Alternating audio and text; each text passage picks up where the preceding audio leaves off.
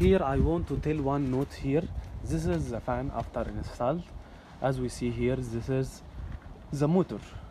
Okay, here this is the support for motor here and the electrical connection from this side. This installation is not proper. Okay, it must be changed to this one. As we see here, let's go here. As we see here, this is our fan, and here this is our support for the motor, electrical connection from up. Because of what? In case of maintenance in future for the motor, in case of maintenance, you are removing the motor here from this here, the nuts and everything, and by this way the motor will be carried by this supports.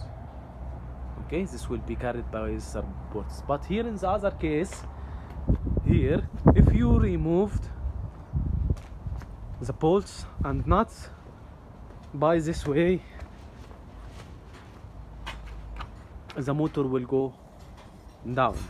So it is better way if it's rotated and be down, so in case of maintenance you can easily make maintenance and everything.